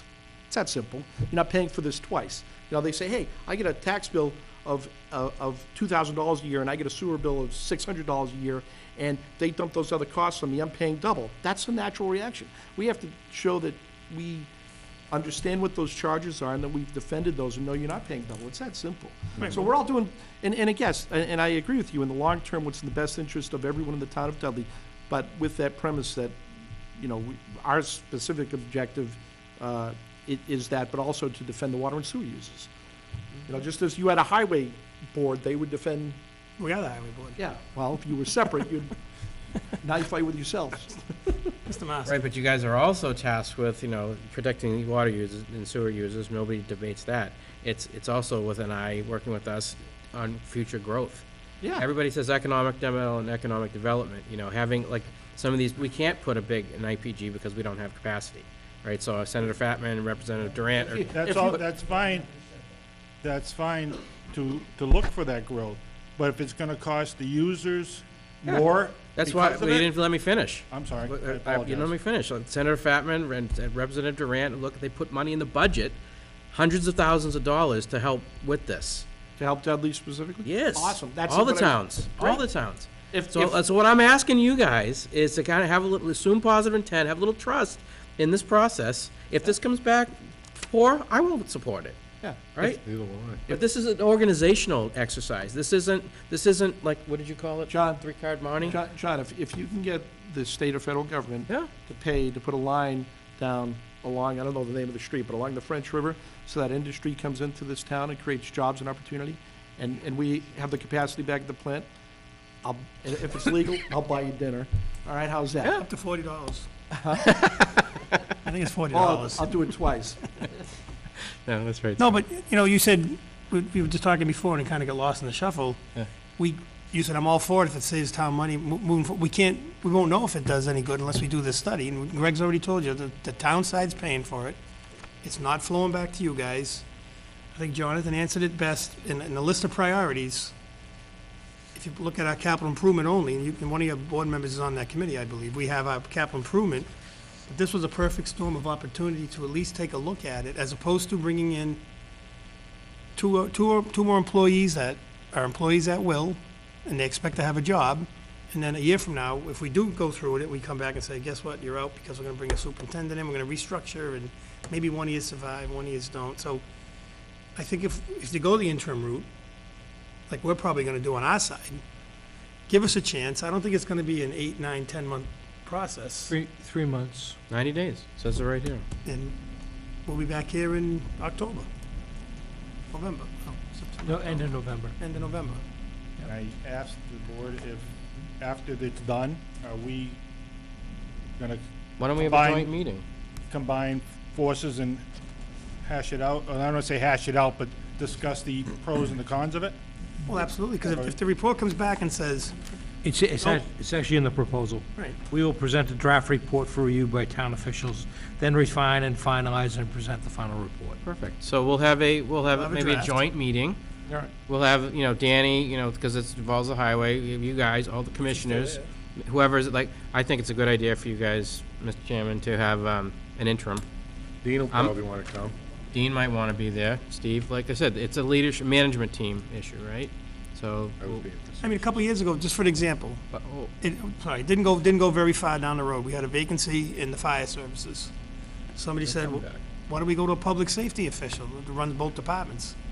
We didn't do a study because it didn't get off the ground, but we called around, we looked into it, and people said, no, that doesn't work. Most towns that go to a public safety official are going away from it, unless you're a city, because it doesn't work. So we didn't even go down that road. We didn't say, fine, we'll put somebody in charge of police and fire and, have a captain run the day-to-day operations. So things like, as John says, positive intent. Like you said, I've known you for a long time. I've known Tommy a long time. I think you guys, I'm a water user. The last thing I want to see is shuffle half of your retained earnings to police overtime just to pick on him because he's not here. You know what I'm saying? You know what I'm saying? I'd be the last one. No. And I wish I was on Cardinal when you did the study because I'd have voted yes. I don't have Sue. I'd love to be the 2001st user, whatever your number is. You know what I mean? Yeah. I would be first one to sign up. Well, we did, the pumping station's big enough to handle the rest of Cardinal Heights, so. Yeah, but I was told because of the location, but that's a question for another day, right? Originally it was going to be around the corner and lower, and then they moved it up and around, I heard. And as far, my recollection is that the engineers said that it would still be able to handle it. We would have put in a smaller pump if that was the Yeah. case. Right. We Yeah, would but have I said, thought- all right, let's save some money, we can't go down to the corner and back. I thought it was a location issue, but that's a conversation for another day. But All right, I'll tell you public, if you come through my neighborhood, I'm checking off yes. all right. That's good. But the problem is, we gotta do, to make it cost feasible, we gotta do more than even Cardinal Heights, because for a crew to come out and do it, Oh, right. And it's getting more and more expensive. Oh, yeah, every day. We see it every year with the bid list, Danny, because you guys have to, Yep. you guys use material lists, because Danny bids for the town. Just look at the increase from last year to this year for asphalt costs, you know what I mean? Yeah. So, no, but all I can say is, like, I don't want to steal your line, but positive intent, I mean, Greg, I think you guys have dealt with him. He's the ultimate professional. He's not looking to, like I said, play three-card Monte with the money. I think Jonathan's got best intentions. I mean, I know you and I talked. I think if we can let the process play out, I mean, if you guys could, someone could talk to Greg, I'll soon give you a about, copy of the reports if you want. but I mean, even about an interim position or somehow to figure out, answer your questions or how you're gonna do it. I mean, it's worked in other departments. We promoted the captain a couple years ago to acting chief. He stayed in the union, lost no seniority. He got an And extra stipend. I would agree that this is just a little different scenario, I think, before someone gets sick and, it was like they saw a beginning and an end. This is like, it's open-ended, and anyway. Oh, 90 days. 90 days we'll know, and then we can do that. And the interim report will be faster than 90, I'm sure, right? Well, I'm not like At next the week end or of anything, 90. but. At the end of 90 days, we'll get The interim's not, is the interim 90 or the final report? It's not specified. All right, well, we can get that I think the clarified. final report was 90. 90, Yeah. yeah, it was done in 90 days, is the way I read it. All right. Thanks for coming in. Okay, guys, thanks a lot. Good to see you. Awesome. Board member comments. Mr. Ruda. Does Greg need us to take any action on this? Oh, Yeah, you guys, I'd like you to actually vote to award, because we're gonna, so if you could just award the contract to the MRI, I think that's kind of where we were at. I just asked Michelle the same question. Mr. Chairman, Mr. Ruda. I'll move to award the consulting bid to MRI at the town administrator's recommendation. Second. Motion made second. Any further discussion? Hearing none. All in favor? Aye. Unanimous. Greg, you want to do your report now, or do we kind I don't of have touch all anything, bases? anything else. Nothing left? No, I got a couple things in executive session, though. Right. Jonathan, board member comments? No, I think we've covered everything and then some. Mr. Massey? No, Mr. Chairman, you led us off with what I was gonna cover today, just, with the senator, so I have nothing else. And I had my comments in the beginning of the meeting, so at this point, the chair will entertain a motion to adjourn into executive session, not... These guys. Oh, I'm sorry, I thought you did yours already. Oh, I'm sorry, departmental. Fire and EMS, oh, you're just racing to the finish line. Wow. So I wanted to give a quick update on the fire this morning. We had a fire at 32 West Dudley Road, fully involved, came in at 5:41. Nobody was in the house, it was vacant. The woman that did live there was living elsewhere. They were trying to renovate it to sell it. I don't think they would do, they were only doing like painting and things and putting a septic system in. First crews got there was fire through the roof. It came in initially from a passerby. Had a little water issue in the beginning. How ironic, we just talked about that. We could have used the hydrant out there today. But we ended up getting a tanker to the pond down the road, and we shuttled water, made a good recovery. House is still standing. It's probably a total loss. It was accidental. We're gonna leave it undetermined. We had the state fire marshal's office come in and help us. I mean, it looks electrical, but we can't say that, so we're gonna leave it undetermined. We had the dogs come in and sniff, and they didn't find anything. So, one other thing, engine 3, when we got back from the call and we're cleaning it, and the truck was running, it started on fire, electrical fire. We put it out with a extinguisher. I don't know the extent of the damage. It's a Bulldog. I'm just trying to keep this in the back of your heads. We're running 2 frontline trucks that are over 25 years old. I mean, I said this when I first became chief here. I found about just every drop of money from every corner of the planet I could. That department was in disarray when I first came here. It's got aging equipment, and while we're catching up, there's still more to be done. So I don't know how much it's going to cost to fix this. It might be expensive. Hopefully it's not. Okay, Chief. The other thing I wanted to say real quick is we're receiving 2 grants from FEMA.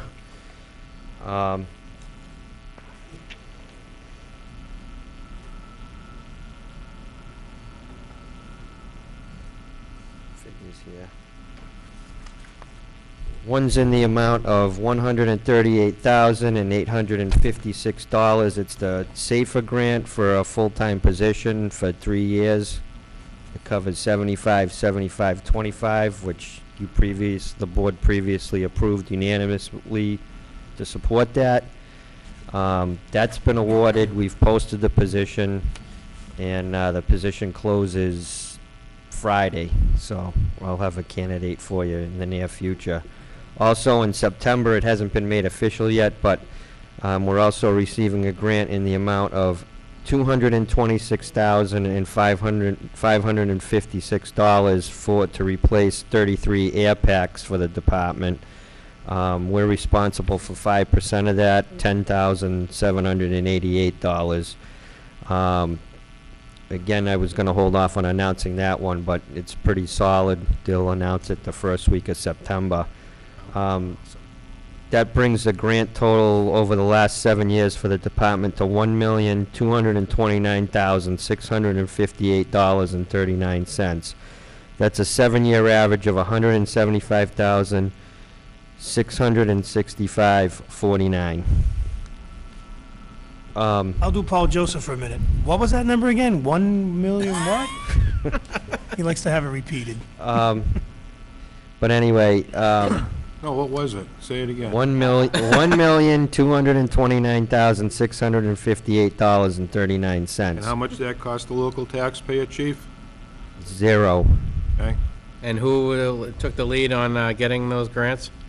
No, some of it, no, it does not. It comes from things like cigarette tax, which, Scott, I don't think you're a smoker, and things of that nature.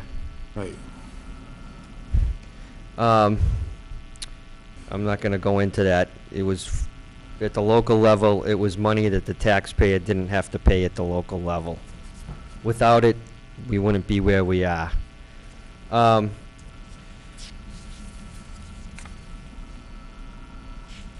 Through the chair, Chief, how much time do you put into looking Oh. for grants over the course of Well, a it week? depends on there are a lot of grants out there for a fire and emergency management, but, they're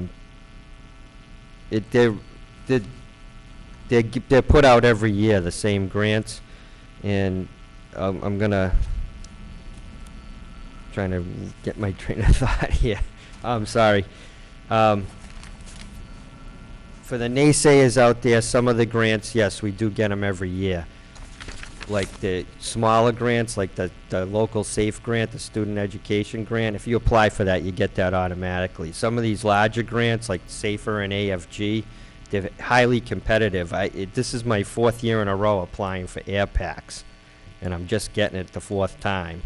You're competing against every fire department and EMS service in the entire country for one pot of money. So, You've got a pretty for good the success people rate. that are saying, well, you just get those grants every year automatically, no, that's not true. Yes, some of the smaller local grants, EMPG, SAFE, yeah, if you apply for those, they're pretty automatic, but you're talking $3,000, $6,000. These larger grants are competitive across the whole United States, so they are kind of difficult to get. Can we put that number on Twitter or the web on our homepage? Would that be, I think we'll have the opportunity to do I that. think so. think we can talk to the guy who runs that? I think so. Thank you. Good job, Chief. Thanks, Chief. Great update. Thank you. Danny? Nothing? Nothing? Now is it apropos? Chair will entertain a motion to go into executive session, not to reconvene an open session, to consider the conclusion of executive, the end of our meeting. So move, So Mr. moved. Chairman. So move, roll Second. call vote. John Ruda, aye. Stephen Sullivan, aye. John Marcy, aye. Thank you all. Thank you to Wada and citizens that came in with their comments tonight. Yep, good discussion. Thank you, everybody. Good night.